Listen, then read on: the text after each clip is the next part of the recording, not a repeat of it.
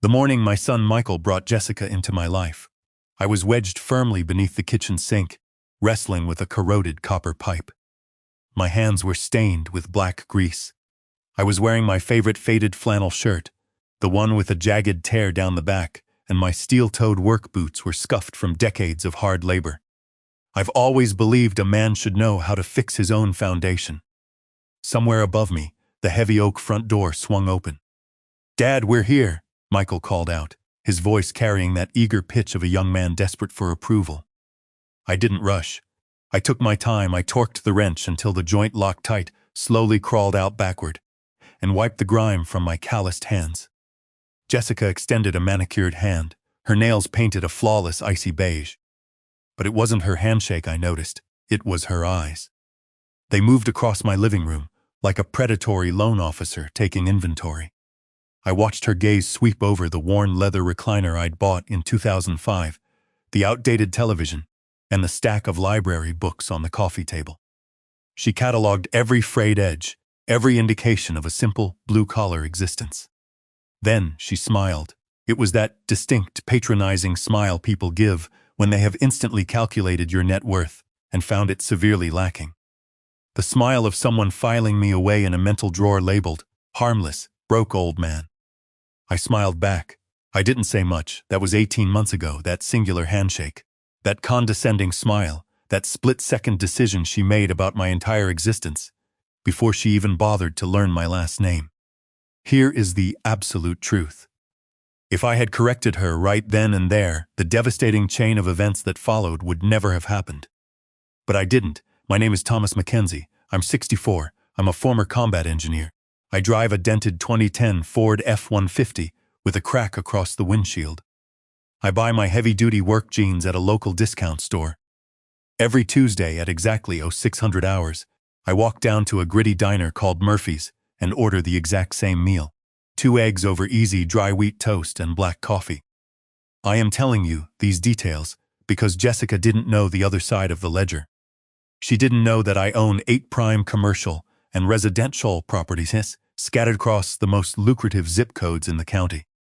31 high-yield rental units in total, every single one paid off in cash, debt-free, shielded behind layers of bulletproof trusts. I am not stating this to inflate my ego. The tactical advantage of being underestimated is the greatest weapon a man can wield. When I was in my 20s, working brutal double shifts, my late wife, Catherine, and I made a solemn pact. We weren't going to buy flashy cars to impress neighbors. We were going to build an empire in the shadows. We bought our first distressed property in 1987, a total gut job. We spent weekends tearing down drywall and rewiring panels. We flipped it 3 years later for a massive profit and bought 2 more. By the time Michael was in middle school, we owned 4 multi-family complexes. Catherine and I had an ironclad rule: you do not wear your wealth. You deploy it. You let fools buy the Rolexes while you buy the real estate they live on. Michael grew up knowing we were comfortable, but the raw numbers? He was completely in the dark. I was waiting for the tactical moment to sit him down and walk him through the empire his mother and I built for his future. I was still waiting when Michael called to announce his engagement.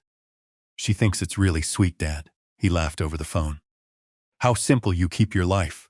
How you don't need much to be happy." He meant it as a compliment.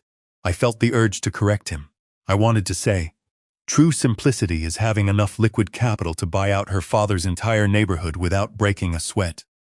But my military training kicked in. "Observe, assess, do not reveal your position." "That's very kind of her," I replied. This was the exact moment I made a calculated decision.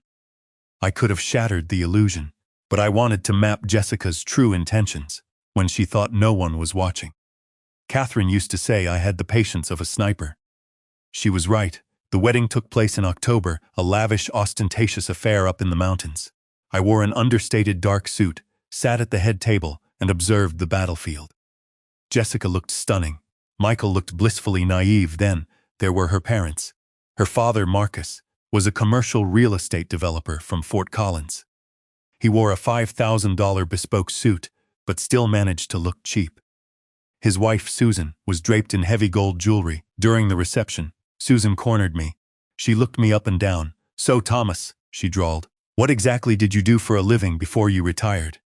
I worked in construction and maintenance, replied smoothly. Fix things. She let out a dismissive laugh. Oh, how authentic. Marcus is in high-end commercial development. You know, he builds skylines. She patted my arm condescendingly and drifted away. I spent the rest of the evening tracking Marcus. He didn't converse. He interrogated. He looked at people, calculating their remaining lifespan, assessing the meat on the bone. He and Jessica shared the exact same cold, calculating eyes. My instincts began blaring like air raid sirens' eyes. I noticed the way Marcus sneered at the venue staff.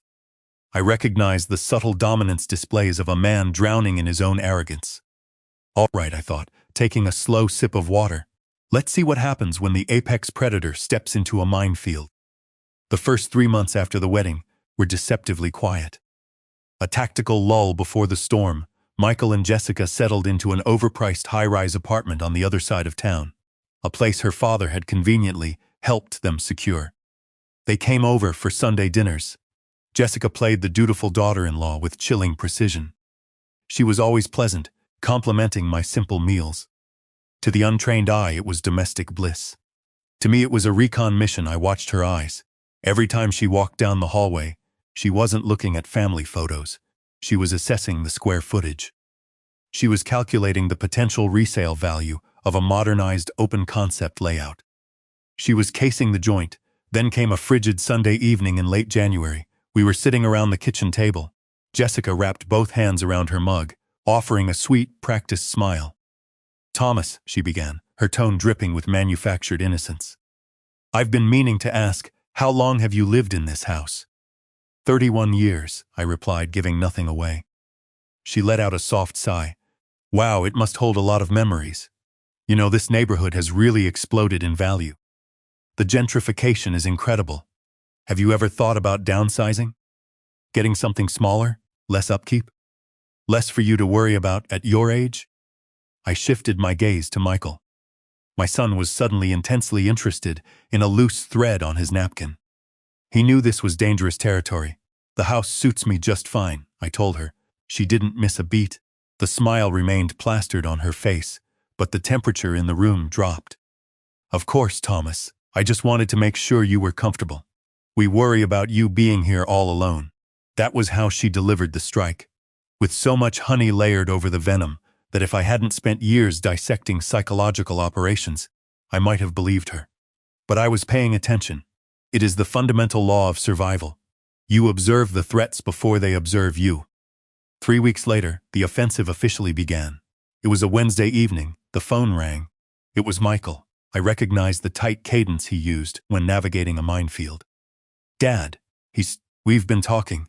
Those 4 words are the universal warning siren of a hostile domestic maneuver. Go ahead, I said. Jessica thinks, well, we think, that maybe you could use some help managing your finances. He rushed out. Managing things alone on a fixed income can get complicated. Taxes, upkeep, it's a lot for one person. In interrogations, silence is a crowbar. It pries people open. I let the silence hang for a solid 5 seconds. I see, and how exactly did she propose helping?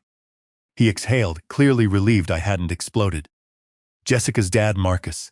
He knows a financial advisor, a very reputable guy, someone who specializes in helping seniors. Marcus said he'd set up a consultation, free of charge. Give us all some peace of mind. The audacity was almost impressive. Marcus wanted a look at the books under the guise of helping a poor old man. Michael meant well. My son is honest to a fault, making him blind to predators. This was a synchronized assault orchestrated by his wife and father-in-law. Whose peace of mind are we talking about, Michael? I asked softly. He let out a nervous laugh. Dad, come on, we just want to make sure you're taken care of. I appreciate that, I said smoothly, betraying zero emotion. Let me think about it. I hung up the phone. I didn't pace or curse. I simply picked up my secure line and dialed Howard Vance. Howard is my attorney, a former JAG officer, and a man who treats corporate law like a blood sport. He is the architect of the impenetrable fortress protecting my empire. Thomas, Howard's gravelly voice crackled. Tell me you aren't trying to buy another commercial plaza. No, Howard, we have a tactical breach. I gave him a clinical sitrep. I outlined Jessica's interrogations, Marcus's arrogance, and the phone call regarding a reputable financial advisor. Howard let out a low chuckle. They think you're a vulnerable mark. They think they're dealing with a confused boomer who doesn't know a mutual fund from a hole in the ground. Exactly. They are attempting a hostile takeover of what they assume is my only asset, this house. Do you want me to launch a preemptive strike? I can draft a cease and desist that will make Marcus soil his $5,000 suit. Or we just show them the portfolio. Drop the hammer, negative, I replied sharply. You never interrupt an enemy making a fatal mistake. If I show my hand now, they retreat and try another angle. I want to see the full scope of their operation, understood. Howard's said, what are your orders? Keep your calendar clear. Prepare the master summary of all holdings, but keep it locked down. Also, I need you to pull a comprehensive background check on Marcus's commercial real estate firm. Deep dive. Men who act that arrogant usually have a fire burning in their own backyard. I'll have my PI tear his financials apart, Howard promised. Give me 48 hours. This is the moment where the average man fails. The average father, feeling his pride wounded, would have screamed about disrespect and played his cards too early. But anger is an amateur's game. True power is standing perfectly still while your enemy builds their own gallows. 48 hours later, Howard called back. The intel was devastating. You called it, Thomas, Howard said. Marcus is bleeding out. His firm took a massive hit on a high-rise project. He was sued for breach of contract and settled out of court. He's over-leveraged to the tune of $8 million. He's taking mezzanine loans at loan shark rates just to stay afloat. He just got denied a bridge loan from 3 major banks last week. I stared out the kitchen window at the majestic oak tree. The puzzle pieces locked together with a sickening crunch. Marcus wasn't just arrogant, he was drowning. He needed an infusion of cash or collateral he could borrow against to save his crumbling empire. He looked across the aisle at his daughter's wedding and saw me. A quiet, unassuming old man living in a paid-off, multi-million-dollar property. To him, I was a life raft, and he was fully prepared to drown me to keep himself afloat. Hold the line, Howard, I whispered, the cold reality settling deep into my bones. We let them advance. We let them step right into the kill zone. The offensive escalated in February. Jessica abandoned subtlety and moved into direct tactical probing. She began dropping by the house unannounced, armed with innocent excuses. She was returning a casserole dish, dropping off a scarf, or just happening to be in the neighborhood. She would breeze through my front door, sit at my kitchen table, and steer the conversation with the relentless focus of an interrogator. So, Thomas, she said one chilly afternoon, her perfectly manicured fingers tracing the rim of a coffee mug. I hope you don't mind me asking, do you own this house outright? Or are you still dealing with a mortgage? The interest rates these days are just criminal. I looked at her, my expression completely unreadable. No mortgage, I said flatly. Her fingers stopped moving. A microscopic twitch hit the corner of her eye, a physical manifestation of greed. Really? When did you pay it off? 2003. She let out an exaggerated gasp, placing a hand over her heart. Thomas, that is wonderful, but you know, a paid-off house in this neighborhood. It's worth serious money now. Have you considered an informal valuation? Just to know where you stand. My father's firm has been very active here. He could take a look, no pressure, just family helping family. I have a rough idea of where I stand, I replied smoothly. But I'll keep Marcus in mind. After she left, I stood by the front window and watched her walk to her sleek Audi. She didn't start the engine immediately. She pulled out her phone. Making a call. I didn't need to tap her phone to know who was on the other end. In that moment, I felt a deep, profound coldness. Not anger, just the icy detachment of a soldier watching an enemy step onto a landmine. They thought they were outsmarting a vulnerable old man. They had no idea they were poking a sleeping Leviathan. April brought the final phase of their operation. It was a Saturday morning. Michael showed up alone. He walked in the kitchen, sat at the table, and adopted the tense posture he used to take as a 12-year-old boy about to confess a mistake. Dad, he began, his voice tight. Jessica has been doing some research. I hope you'll hear me out. I'm listening, son. I poured 2 cups of black coffee. He took a deep breath, reciting the script he had clearly been forced to memorize.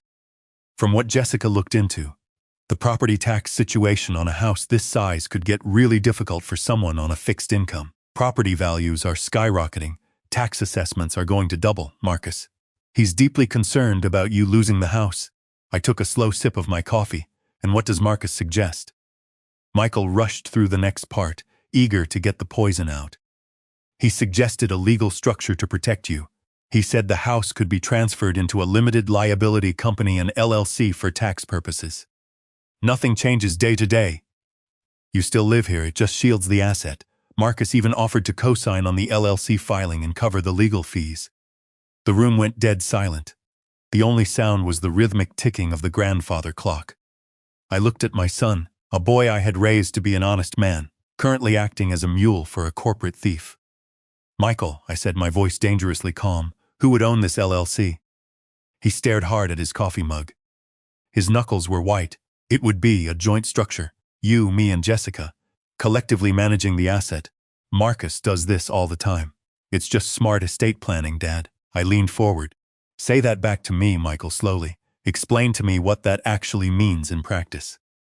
He rubbed the back of his neck. It's a way for the family to protect the house, to make sure you're safe. In that exact second, the veil completely dropped. I understood the scheme with crystal clarity. Marcus was drowning in $8 million of mezzanine debt. He desperately needed collateral to secure a bridge loan. He had identified my paid-off property as an unencumbered asset. The plan was devastatingly simple. Convince the confused boomer to transfer the deed into an LLC controlled by Marcus and Jessica. Once they had majority control, Marcus would leverage the LLC, take out a massive commercial loan against my house, and inject the cash into his failing business. If Marcus defaulted, which he inevitably would, the bank would foreclose. They would seize my house. I would be thrown out onto the street, erased of my life's work, and Marcus would walk away clean. They weren't trying to help me. They were trying to steal my home, and they were using my son's love as the crowbar to break in. Was this his idea or Jessica's? I asked directly. Michael didn't answer right away. He swallowed hard. That agonizing pause was the only answer I needed. Give me a couple of weeks to think about it, I said, betraying absolutely nothing. Michael visibly sagged with relief. He thought a delay was a victory. He hugged me tightly before leaving. My heart broke for him. He was a good kid, completely out of his depth, unknowingly swimming in a tank of great white sharks. And it was my fault. If I had trained him to recognize financial predators years ago, he wouldn't be their pawn. The moment his car pulled out of the driveway, I picked up the phone. Howard, I barked, we are at DEFCON 1. The enemy just made a play for the primary residence. An LLC transfer? Howard guessed instantly. Exactly, Marcus wants to fold my house into a joint LLC to protect me. He's trying to steal the collateral to cover his mezzanine debt. Howard let out a sharp, feral laugh. That arrogant son of a bitch. Do I report his firm to the SEC for fraudulent solicitation? No, I commanded, my voice turning to steel. We don't warn them. We obliterate them. I want to schedule a meeting. I want Marcus, Jessica, and Michael sitting in my living room. I want to look Marcus in the eyes when I detonate the charges. I love the way you operate, Howard said. I'll prep the nuclear codes. Over the next 3 evenings, Howard and I locked ourselves in his downtown office. We prepared an overwhelming, indisputable show of financial force. We pulled the master files for every single entity I controlled. 8 massive properties, 31 rental units. We generated pristine documentation, showing clear titles for every square inch of real estate, locked inside an ironclad, irrevocable trust structure that Catherine and I had architected in 2009. The trust was a masterpiece of legal warfare. It contained specific clauses naming Michael as the sole, exclusive beneficiary. It explicitly stated that no spouse, in-law, or external corporate entity could access or leverage a single dime without Michael's explicit consent, backed by independent legal counsel. It was a titanium vault. Finally, Howard drafted a 1-page summary document. Brutally simple, devastatingly clear, it listed the physical addresses, the current market values, and the impenetrable trust structure. At the bottom of the page, Howard typed the combined estimated net worth, $2. $4 million, zero debt. Howard slid the paper across his polished conference table. This is a tactical nuke, Thomas. Once you drop this on the table, Marcus's entire reality is going to collapse. I picked up the document, put it in a red folder, I said quietly. I took that folder home and placed it inside the heavy oak drawer of my desk. I didn't look at it again for weeks. It sat in the dark like a loaded weapon, waiting for the precise moment to pull the trigger. The trap was baited. The explosives were wired. All I had to do was invite the enemy into the kill zone. In early May, the final maneuver was set into motion. Jessica called, asking if she could bring her father over on Saturday afternoon to discuss some family planning. I told her my door was always open. Saturday arrived. At precisely 1400 hours, a sleek, jet-black Mercedes S-Class glided into my cracked concrete driveway. That single vehicle cost more than the acquisition price of my first 4 rental properties. Marcus stepped out, buttoning a bespoke suit that screamed desperation disguised as wealth. He walked up the path, his eyes scanning the exterior of my home, nodding in quiet approval at the half-acre lot. He was looking at my home the way a butcher looks at a prime cut of beef.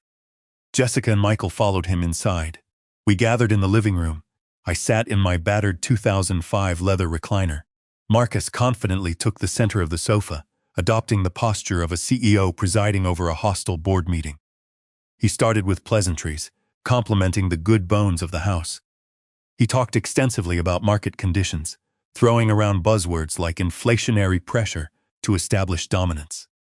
He was smooth. If I had been an ordinary retired handyman, I might have been mesmerized. Then he went in for the kill. He reached into his Italian leather briefcase and pulled out a thick stack of legal documents.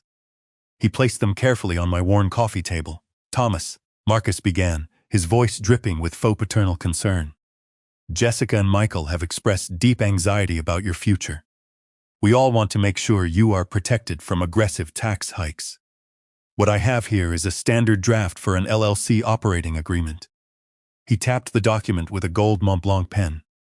"Under this structure, you would be listed as a founding member with a 40% interest. Jessica and I would jointly hold the remaining 60% to handle the administrative burden. The asset listed for contribution is this primary residence. I want to be perfectly clear, this is purely protective. You will remain in this house until the day you pass.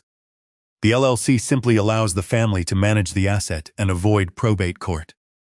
It's exactly what I would do for my own father." His voice was so reasonable, the voice of a seasoned predator, convincing the prey to walk willingly into the slaughterhouse. I looked at the document, I looked at the gold pen, then I looked up at Marcus. "Before we proceed, Marcus," I said, my tone eerily calm, "I have a question. What exactly do you know about my overall financial situation?" Marcus offered a self-deprecating smile. "Only what Jessica has shared with me. You're a retired tradesman living on a fixed income, but you have the distinct advantage of a paid-off primary residence." "It's a solid foundation, Thomas, I see," I replied. "And prior to drafting this binding legal document, did you conduct any independent background research into my holdings?" "Asset searches?" Marcus chuckled, waving a dismissive hand. "Thomas, my firm handles multi-million-dollar commercial acquisitions. I didn't feel it was necessary to dispatch my analysts to review a single residential deed. We're family, fatal mistake, understood," I said softly. I stood up. The room fell silent as I walked into my study. I opened the heavy oak drawer of my desk, pulled out the stark red folder Howard had prepared, and walked back into the living room.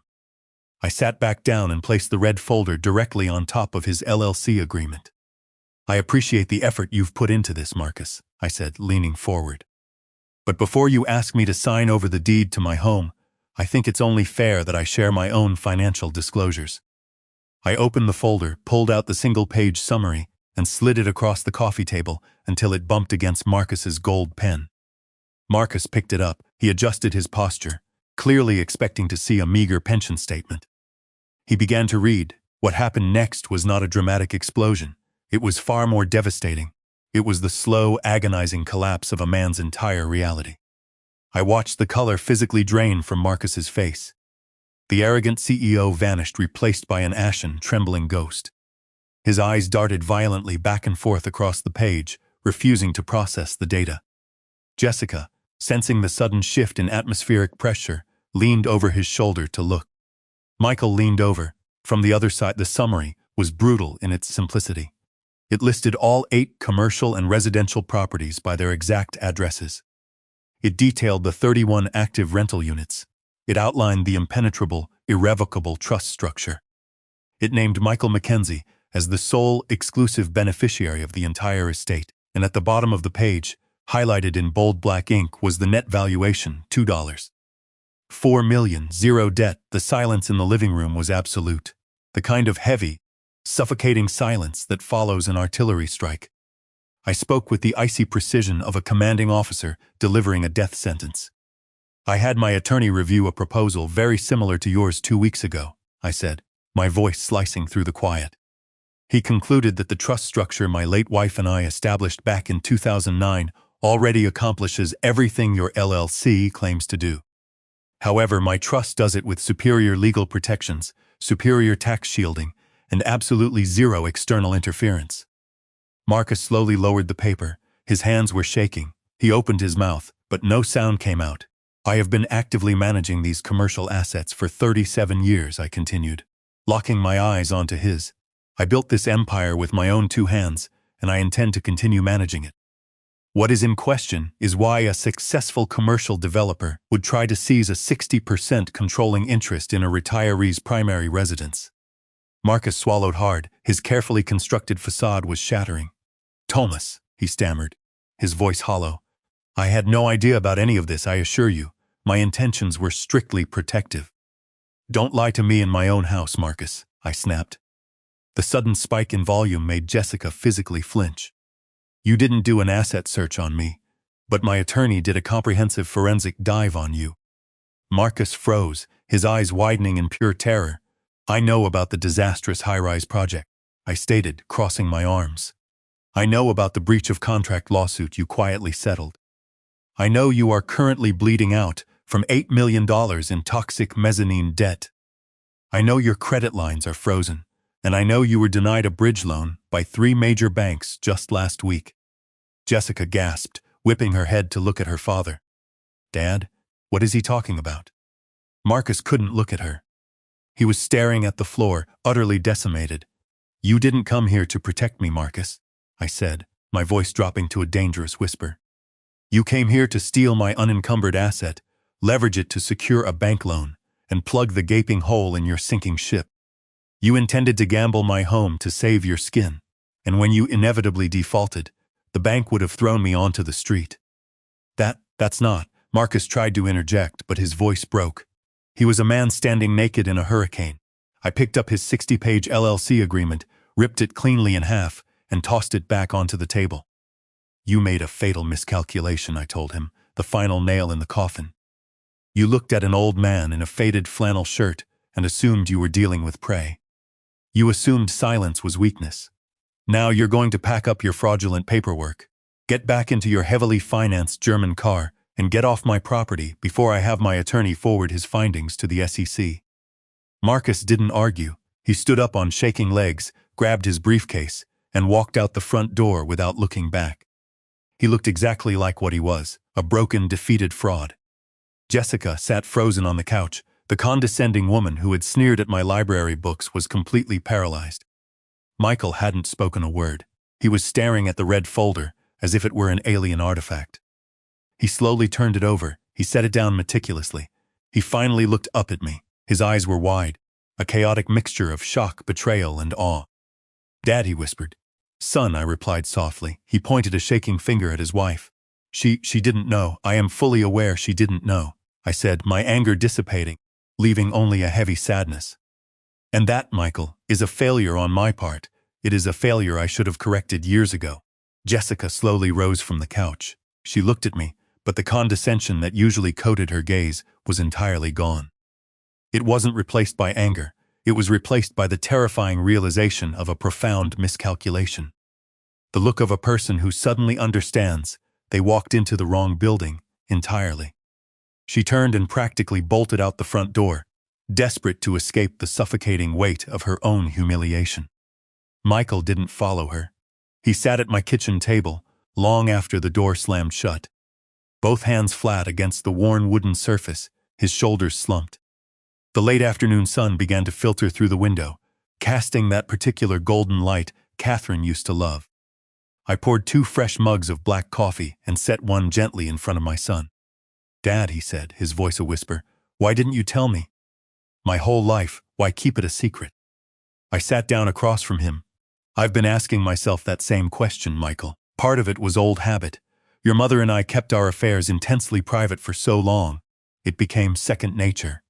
Another part of it was that I was waiting for you to be ready. I paused, but I have to admit the hardest truth. When I saw how things were unfolding, when I noticed Jessica's questions and your father-in-law's arrogance, my military instincts took over. I wanted to map the battlefield. I wanted to understand exactly what kind of threat I was dealing with before I showed my hand. Michael stared down into his coffee. I feel like a complete idiot. You are not an idiot, I said firmly. I let this happen by staying quiet for too long. That is entirely on me. Jessica exploited a gap that I left wide open.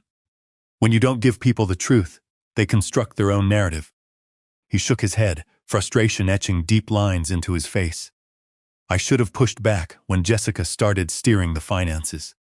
I knew it felt wrong, but it was just easier to let her handle it. I'm so ashamed, Dad. Listen to me, I commanded. Shame is only useful if it motivates you to change course. You can sit with that feeling and learn the hard lesson, or let it consume you. But I do not believe you have to let this destroy your marriage. What happens next is between you and your wife. That isn't my battlefield. I leaned forward. What I do have is time. I want to sit down with you properly and walk through every single deed, every trust.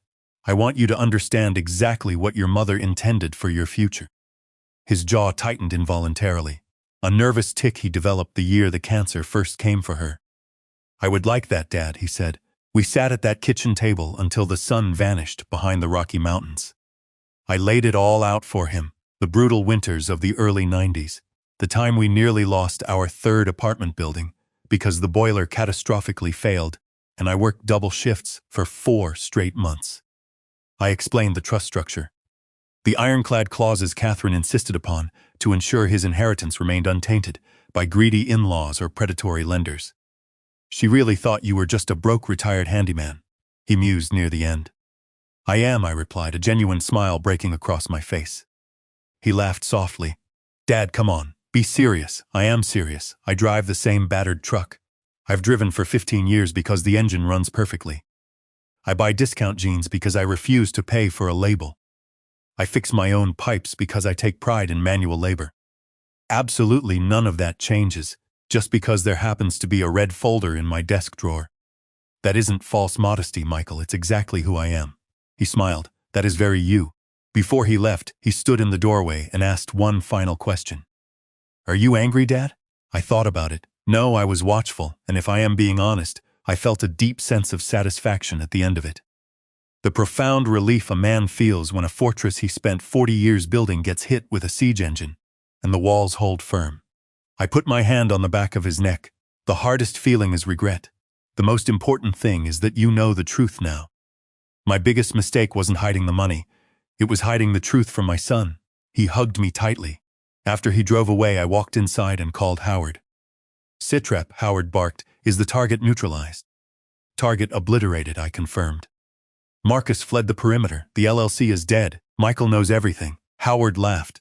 Catherine would have loved this operation. She would have had a field day, dismantling that arrogant suit Marcus was wearing.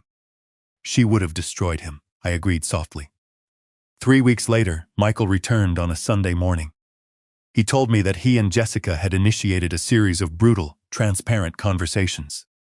He told me Jessica confessed her father had aggressively manipulated the situation, pressuring her to push the LLC to save his failing firm. She was profoundly embarrassed and ashamed of her condescension. We are working through it, Michael said. She wants to apologize to you in person. Are you open to that? Of course, I said without hesitation. She is your wife. That makes her family, and I have not given up on my family in 64 years. I'm not going to start retreating now. He nodded, looking up with shining eyes. Dad, thank you for not giving up on me. There is no timeline where I abandon you, Michael. That is the fundamental duty of a father. You stand your ground, and you hold the line. Always. Now I want to deliver a direct message to everyone listening. If you are a parent watching your child navigate a dangerous path, do not stay silent. Do not let tactical patience mutate into disastrous secrecy. The perfect moment is right now. If you are a child, and you sense your parents are withholding critical information, push for answers. Demand transparency.